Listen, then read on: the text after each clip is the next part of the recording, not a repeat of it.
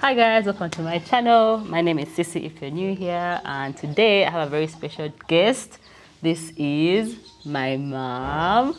So this is my mom. I know you might think she's my sister, but she's not. This is my mom. We're the same height, I think. It's because we're seated on different chairs, and I think we wear the same size of clothes. And it's so convenient. I highly recommend to be the same size as your mom, because then you can borrow all her nice things. So welcome to the channel, mommy. Thank you. So today I thought I would have a conversation with you because I love you so much and I wouldn't be here without you. And yeah, I wanted you to come to my channel as well. So I feel like a lot of things in my life that have gone nicely were because of you. And I feel like I kind of have an extraordinary life. And I think the extraordinary bits were mostly because of you. If I look at even just being in the UK, for example, do you remember when I wasn't going to apply? Do you even remember that? When I was applying for the course, I remember that. I was in Rubaga, I was doing my internship, and the application fee was £40. It was like, I don't remember the exact pounds, but it was like 100 or 200,000 Ugandan shillings. And I was like, that's so much money, because my salary at the time was like 750,000 Ugandan shillings. And the money looked so much to me. And then I asked you about it. And then what did you say? I said that was very little money compared to what you really want. Yeah. Although it was half your salary. Yeah. But I encouraged you. You were really discouraged me because you had failed one from Canada, but we were like, no. Just keep trying. Yeah. I had that faith in me that you just keep trying, you Yeah. can get what you want. Yeah, actually, yeah. So if you haven't watched there was a video I did on how when my life sucked and then it turned around. I mentioned that story of how when Canada wasn't working, so not working. Yeah, so mom really encouraged me. And also, I think when I got a course, now I didn't have a scholarship. And I think it was either accept the offer or decline it. Or there was also defer. You could defer, but you had to put a deposit of some money, right? And I remember at that time I was thinking of declining, and I think you were the one who also said I should do it.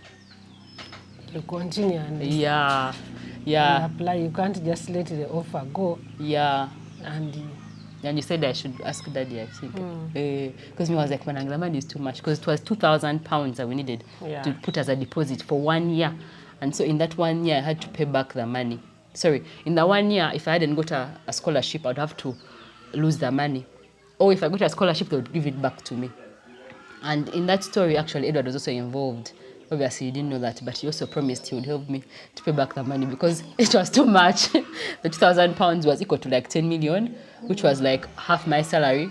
No, it was like my salary at the time was like 2 a.m. Anyway, it was going to take too long. So he also encouraged me to do that. And another thing was when I was at campus, I went to Makerere Medical School. It's in Mulago. Banange, bear with us if you hear noise in the background, but there are lots of kids around.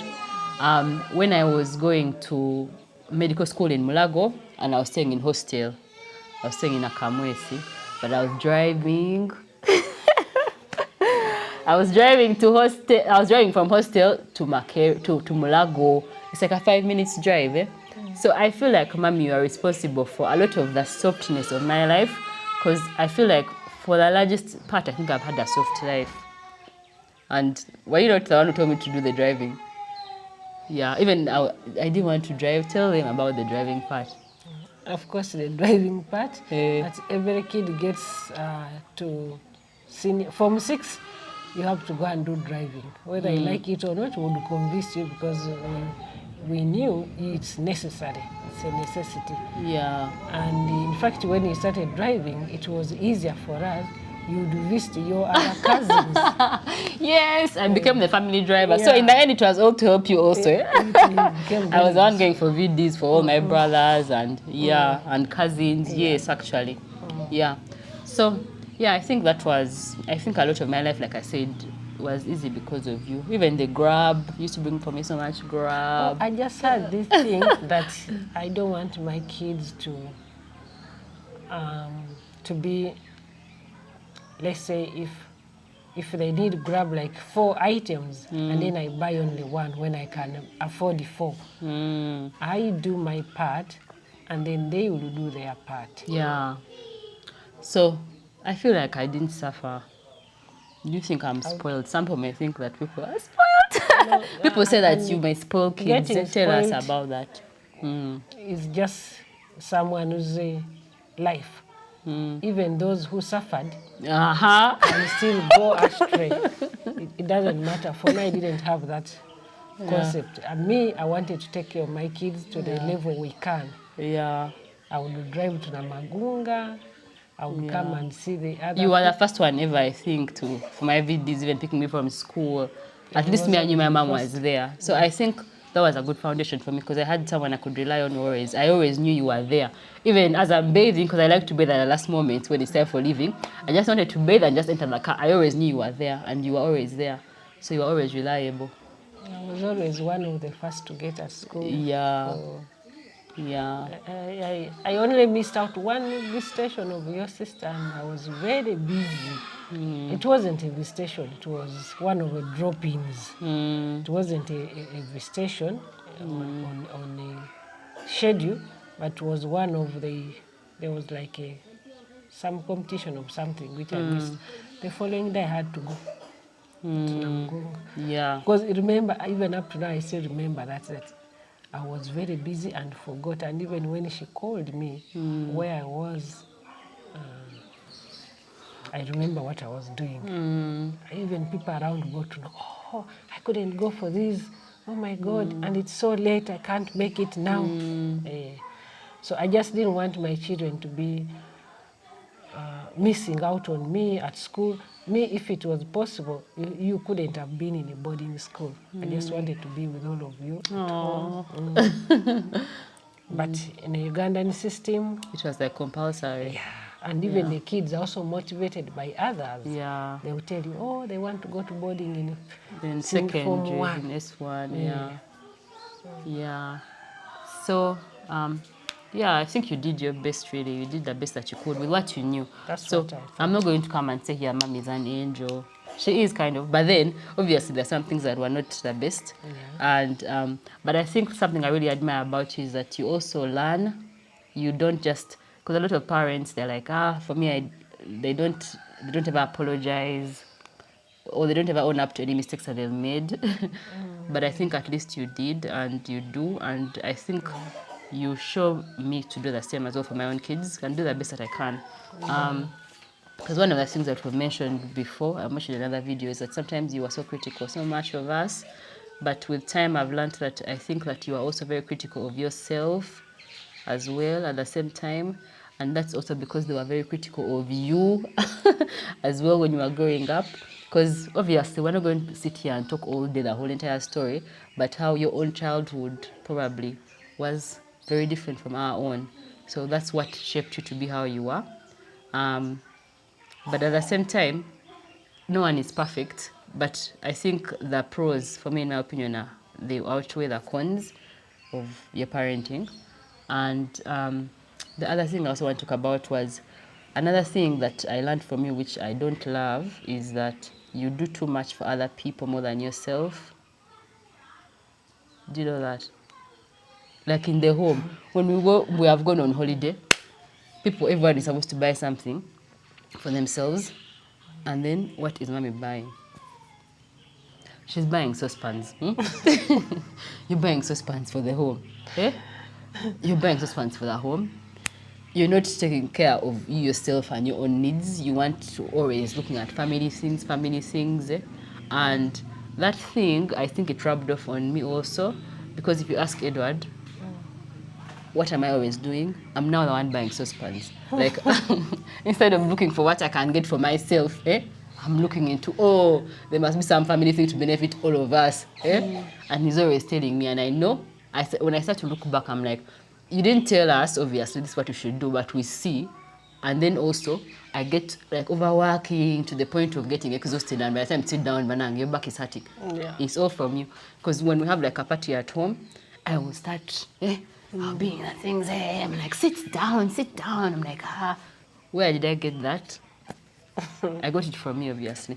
So, anyway, that's that. Another question I wanted to ask is generally, how, I guess for the viewer's sake, how was I as a child? Because I think I've got mixed messages. At first, I thought I was a very nice and calm child. That's what I thought. I mean, like when I was young, I'm not teenagers. And then now you are telling me no, I wasn't. So can you just clear up the air? How was I as a child? And also for my own sake, obviously, and my children as well. When you were as a child, Yeah. you were very shy to strangers at first. Like Very Jojo. shy. To strangers, you could not speak. But you knew what belonged to us. Even if a neighbor had something with the same, and you're not seeing what is ours here, you do go and pick the one and insist this is ours. Yeah. So of course they will let it come, and then later they're like, unless they show you that this is what is ours here. You're very responsible and caring, and even for your own brothers, and you never wanted anyone to hurt them. Yeah, to hurt them. Even when you're little, you would think they would take them away. If someone just came and said, no, they won't take away your brothers. So as then you started being very talkative. When did I start talking? Oh, at a very early age. I remember at 9 months, because that was also a learning. That's what you told me, and I still don't believe it. I've never seen a 9 months old. You were able to say come, and even indicate you know the meaning of come. Like you could not walk, you could only crawl, but if you wanted to be moved from where you are, you'd just ask someone around, come.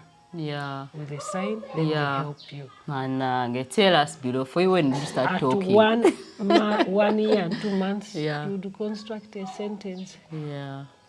Mommy, can I please have breast?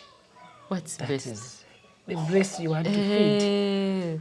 At 2 years and 1 year and 2 months. When did I stop breastfeeding?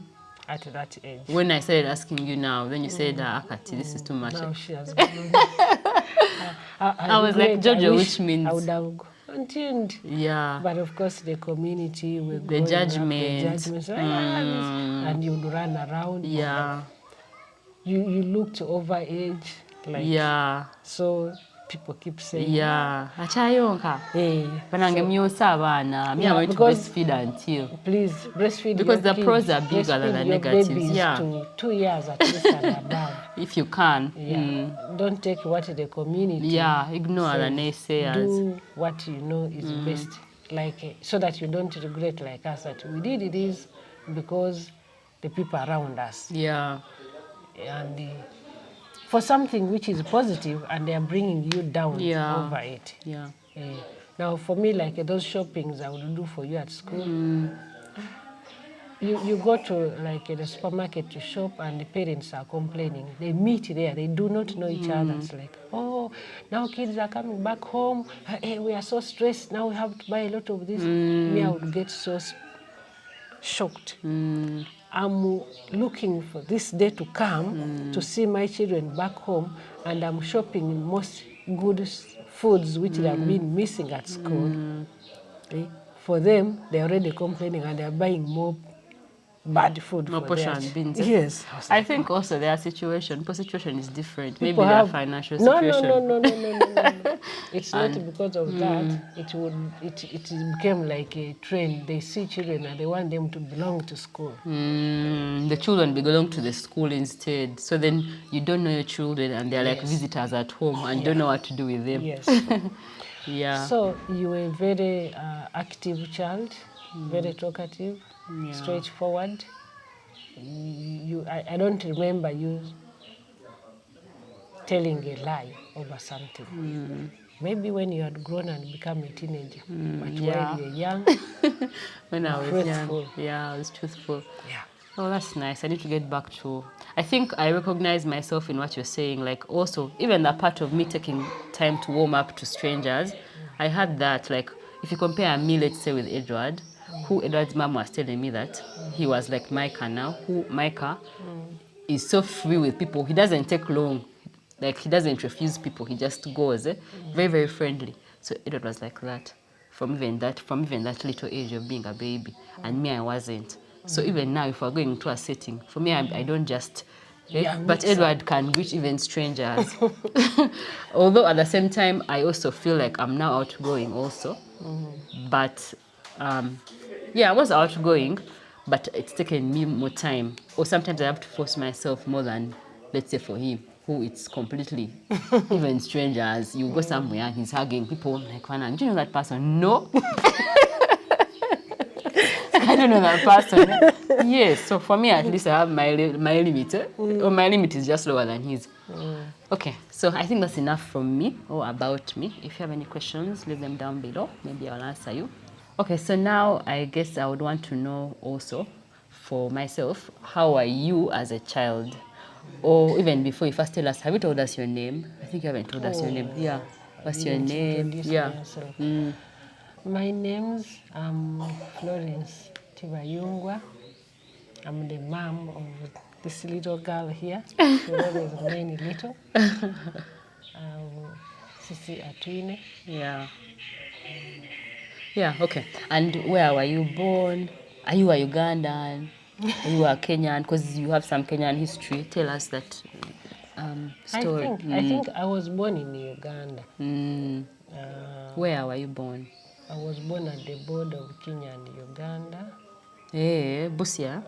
Busia. By then it was Tororo district, but in Busia. But it's just a stone throw, like people go to the market over Kenya, or they drink over Kenya and sleep Uganda, and then some Kenyans also come this way, and then so I grew up in the two countries. By then we had relatives the other side and this side. And you know Swahili? I used to know it very well. But it kind of reduced with time, eh? Yeah. I wanted to study even from Kenya because they were giving them UHT milk at school, like a primary level, whereas in Uganda it would be you make porridge at school, and not every time. So when I was growing up, I grew up with my grandmom and my granddad. Your mom's parents or your dad's parents? My mom's parents. Yeah. Were they in Kenya or Uganda? Uganda. Sometimes I would go to Kenya to my auntie to live there. I think she was the only one I liked. I never used to like to stay with people around. Even if we would visit, I would choose to go back. If we go together, we agreed we are going to spend the night. I tell you earlier, I'm not going to. Even when I was little, I would run back. I never wanted to visit.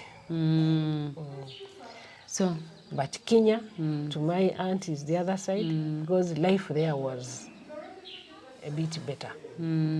Because Kenya was obviously doing better than us. Yeah. Almost everything would get from the other side. Okay. And how were you as a child, besides not liking to visit? How are you generally? Because I think, we have had this conversation before. I was very talkative, protective of my other cousins around. You don't touch them. You don't do anything. I would always be the leader. I think I would stand up for myself. Because I didn't grow up with my father, so they would say, for you don't know your father, you were lost, or they called me over other tribes. Then if you say that, we can get far, we can even fight. I think I would defend myself. So that's how I grew up. So that's how you become a fighter, because you're such a fighter every time.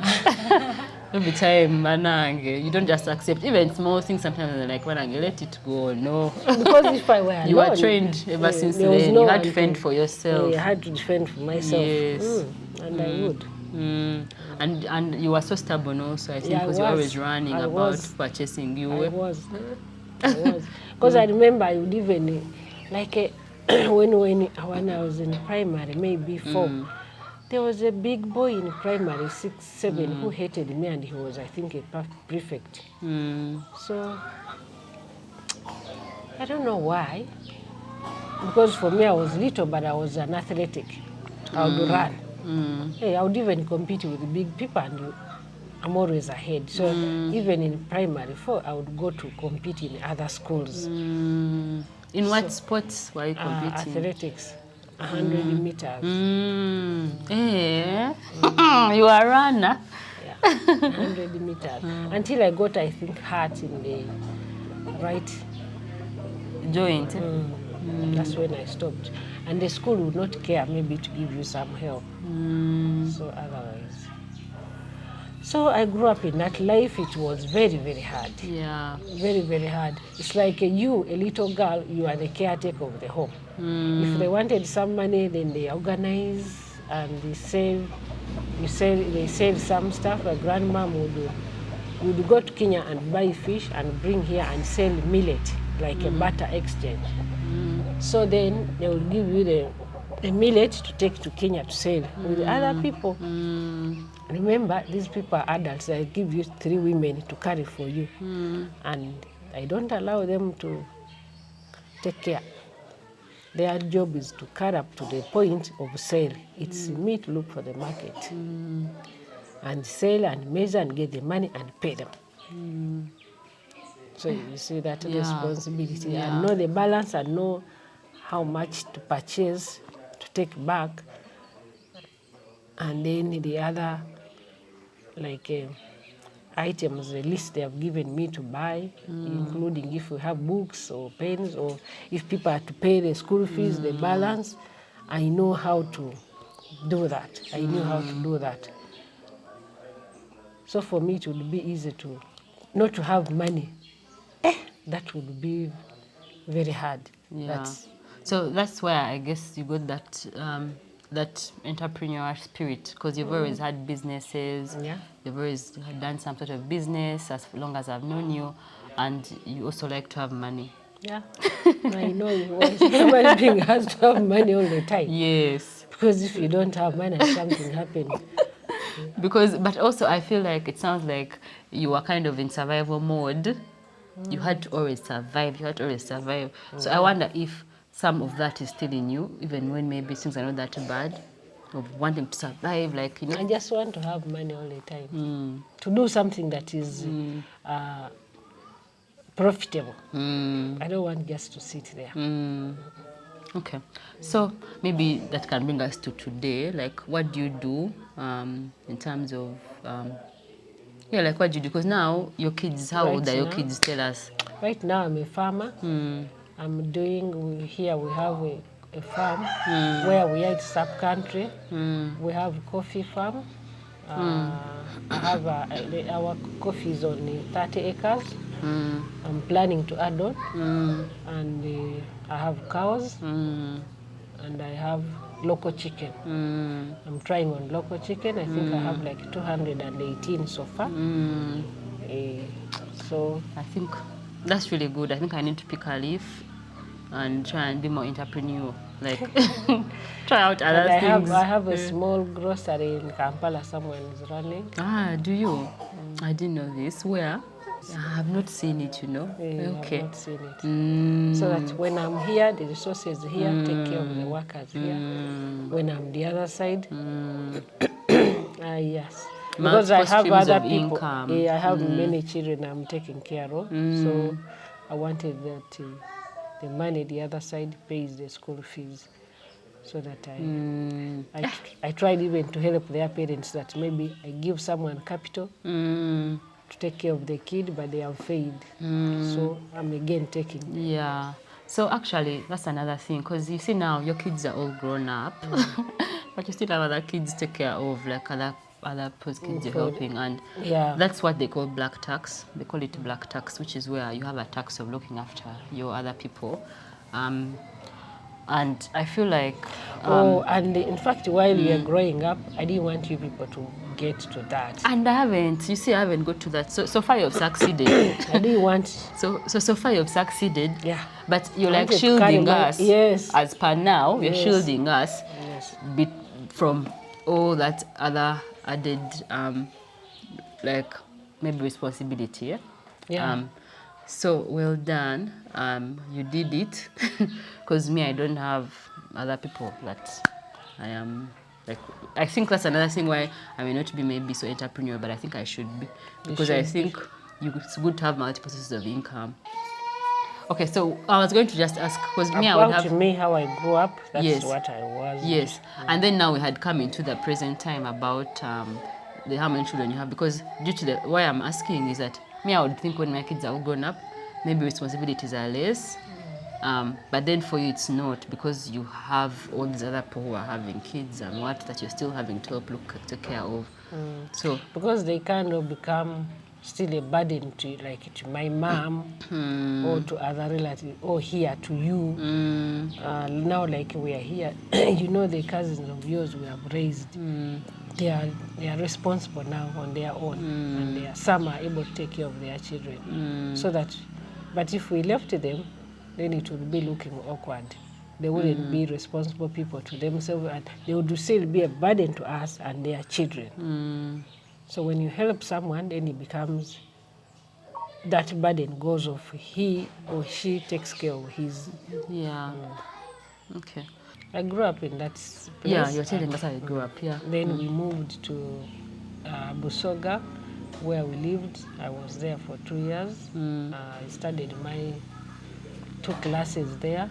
And then I left and I went to my father's place. When my grandmom passed away, then I went to my father's place. I didn't know him, I think. How old were you by this time? I think I was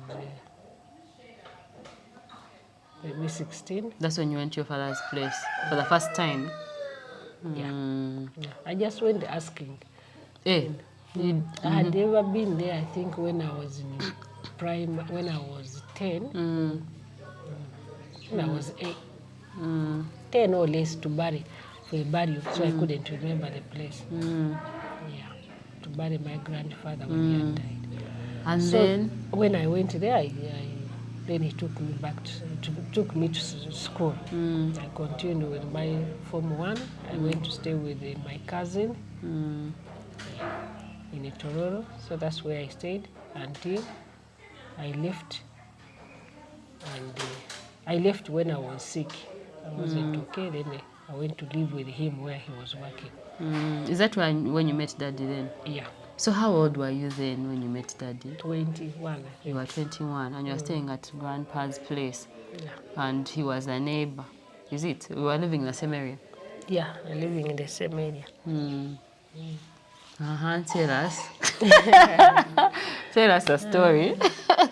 A story, when we met, me, I still wanted to go back to school. Yeah. I even set a condition. I said, are you going to take me back to school? He said yes. Yes. Daddy. Yes, he accepted. Daddy.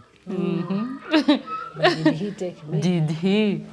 Anyway, he tried. Yeah. But again, I used to fall sick all the time. Of what? Why are you falling sick? Stomach was my problem. What kind of stomach problem? Worried.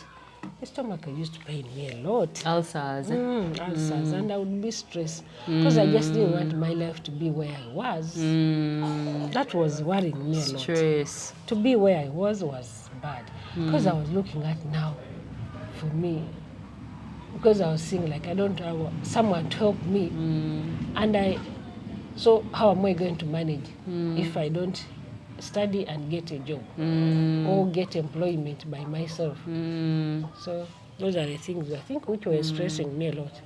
So when I met your dad, my father was so resistant. He was so angry about it. So I told him, it's you just pay my tuition, I go back to school, I will have no issues. He could not even listen. He could not even pay. I think other people is not even going to school by that time, that year, because he was paying for others, and some, like 2 were at home. Me, I was able to face him. I was also so particular. I would face him and tell him, no. You would speak up for your own rights. You'd say what you wanted. So you said you wanted to go to school, and he was not really helping. Yes. And then you met Daddy, and Daddy then I said when I came, I was sick. He really took care of me. He took care of me. He took me to many, 3 hospitals. He would take me wherever they suggested. Then when I became better, that's when I got your father, and I suggested he takes me back to school. So because I was still there pulling ropes, I told him, you're working, you're getting a salary. So I also want to work and get salary like you and be able to take care of myself. The others could not even say anything. Me, I said, okay, I'll live here at your workplace so that maybe we will share the salary. So I think I became a disturbing child to him. because in the community there is no child who can do that. But me, I couldn't. You're not easy. No. I don't always want to keep quiet when I know something or when I know this is wrong. I don't always want to accept it. So then your dad said, will you be able to take care of me?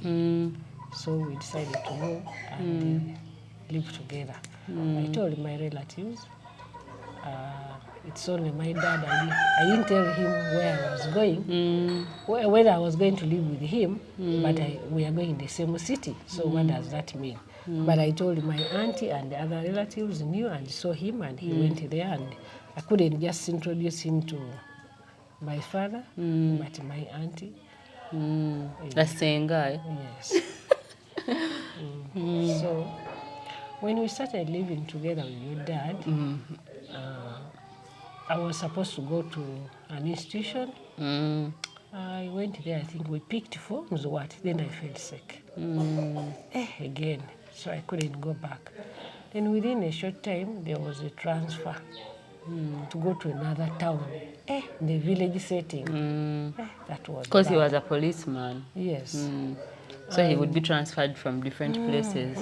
Then life became so hard that he didn't even have the money that he... So then eventually, in that sickness, then I had you. So I didn't know even I was pregnant until maybe 3 months. So the pain continued. I was on and off, could not even eat. So life was hard that at that point, we couldn't pay my tuition. And I don't think there was one even there in Uganda. Life was hard, you people. Very. I think you are eating police portion and beans for prisoners. At some point.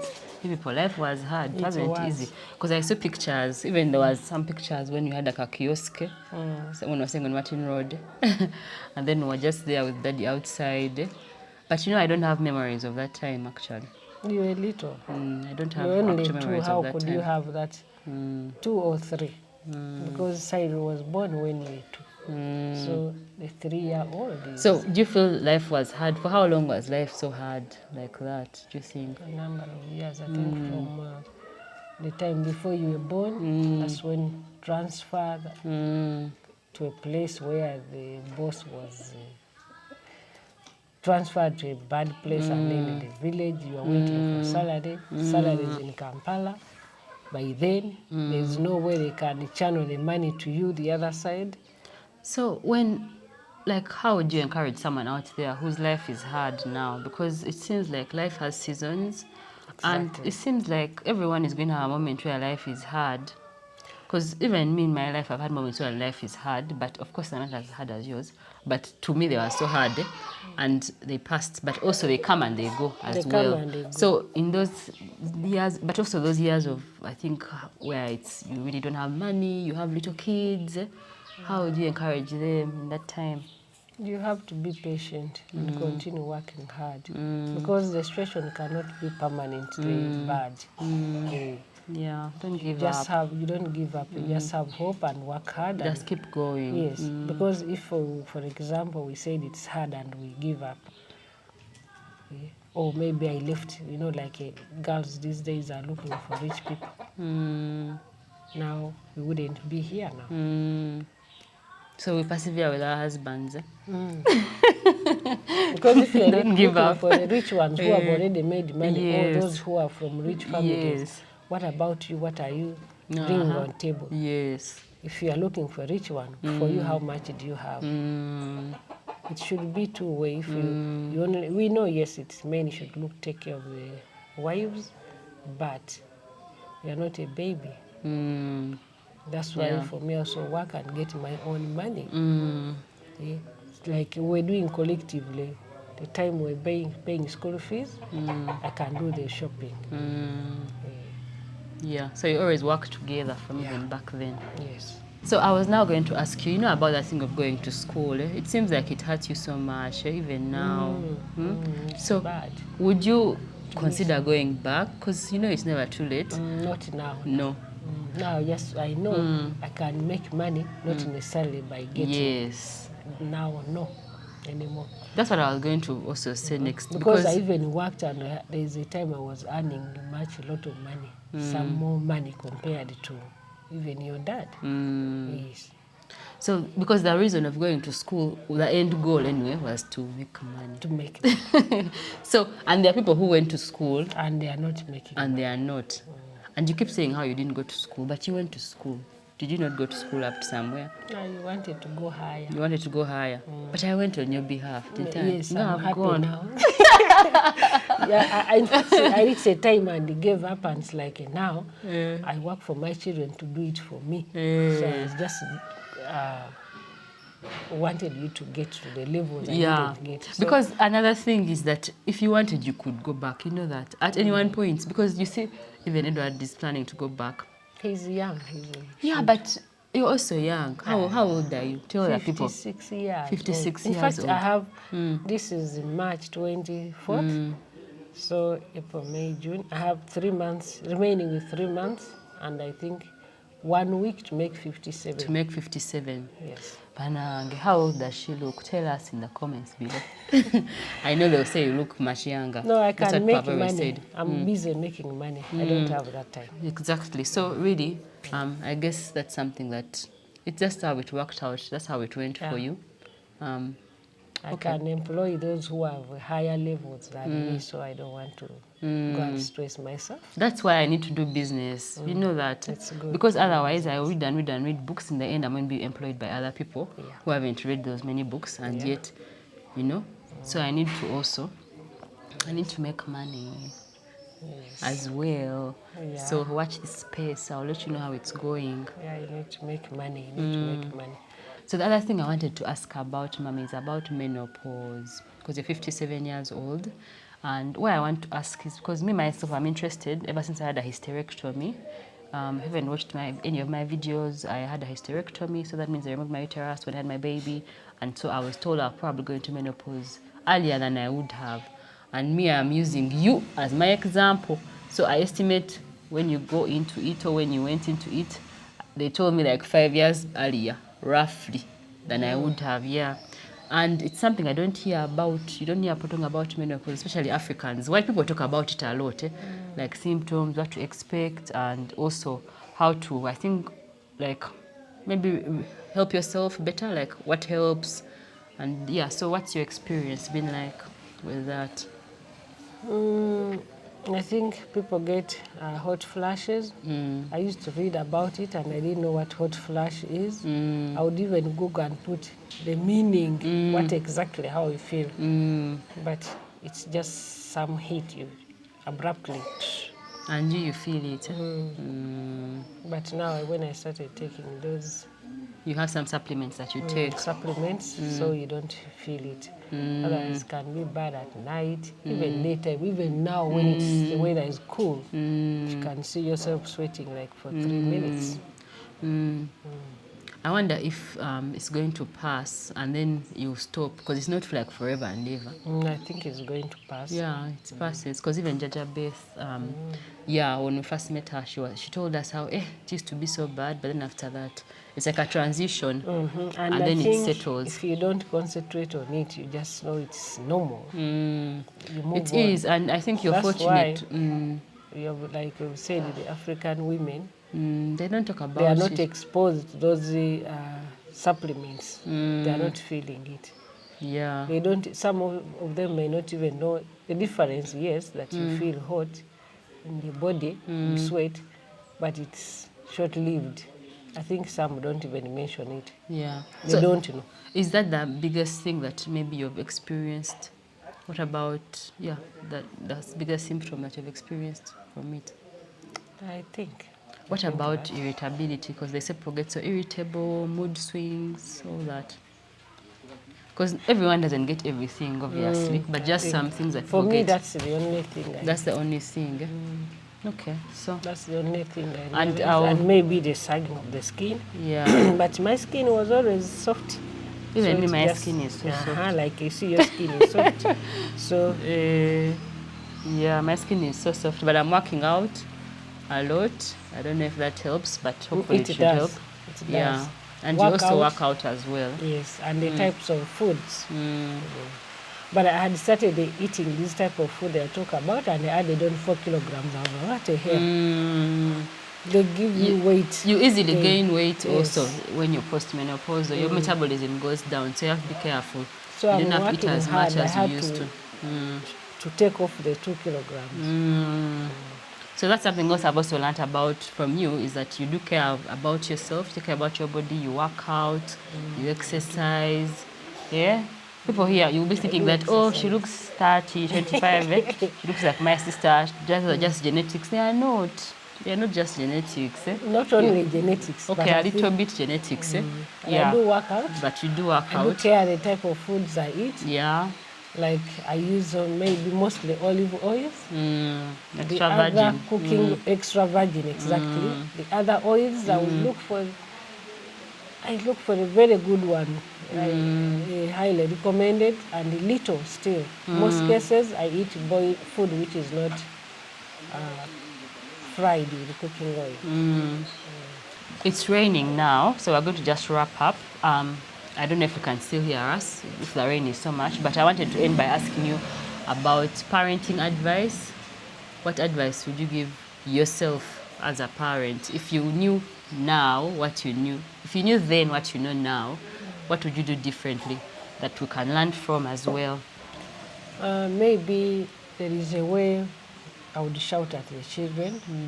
I wouldn't do that. I got to know later on when you had grown, at least your little brother, when I think I went to the therapy, who told me that just talk slowly and explain to him or to her that this is not good, and the child will understand. I would have changed that. So I guess it also becomes learning to control your own feelings, your own emotions. So emotional regulation. So I've done a whole online course on emotional regulation, which I will link down below. You can go check that out and see how to learn to regulate your own emotions, because children don't know how to regulate their emotions. They just do anything, and then they're children, so they're going to annoy you, which is normal. So you need to be able to control yourself, because otherwise you'll hurt them when actually they're just being kids. Yeah. I think that's it, guys. If you like this video, make sure you give it a thumbs up. If you want to watch more videos from me, make sure you're subscribed. Any other thing, Mommy? I'm so happy for what you're doing, and I advise you to do business besides your work. My main job, Yes. Make money. Yeah, I need to so that you are able to go for holidays. Yeah. So I can go for holiday. I want to go to Disneyland. Yeah. Okay. Okay. Thanks, people. Bye. Bye.